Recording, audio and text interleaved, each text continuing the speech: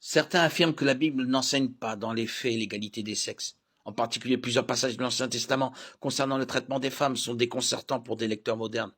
Par exemple, Deutéronome 22, 28, 29 et Exode 22, 16, 17 semblent ordonner qu'une victime de viol épouse son agresseur. Mais la réalité de ces versets est un peu plus complexe. Ces lois stipulent qu'un homme qui a eu des relations sexuelles avec une femme célibataire, annulant ainsi sa possibilité de se marier, doit en payer le prix et l'épouser. Il n'était pas autorisé à divorcer d'elle-même si d'autres lois autorisaient le divorce. Deutéronome 24, 1, 4. Notez également que la femme n'était pas obligée d'épouser l'homme en question. Son père pouvait refuser de la donner en mariage. Mais l'homme devait tout de même payer la dot. Ces lois étaient destinées à punir l'homme qui avait violé une vierge et à protéger la femme contre toute exploitation ultérieure.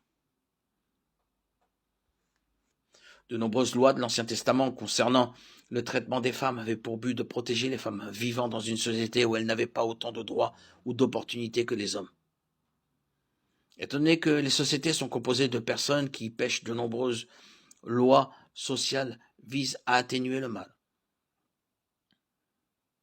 Les lois sur le divorce en sont un excellent exemple. Dans Matthieu 19, Jésus explique aux pharisiens que Dieu n'a pas ordonné le divorce, mais qu'il a été autorisé parce que vos cœurs sont durs. Il n'en a pas été ainsi dès le commencement. De même, les lois de l'Ancien Testament qui semblent suggérer un statut inférieur pour les femmes sont mieux comprises comme des dispositions légales dans une société où les femmes étaient déjà traitées comme des êtres inférieurs. Ce n'est pas Dieu qui considère les femmes et les hommes comme inégaux en valeur, mais les humains qui choisissent de se maltraiter les uns les autres.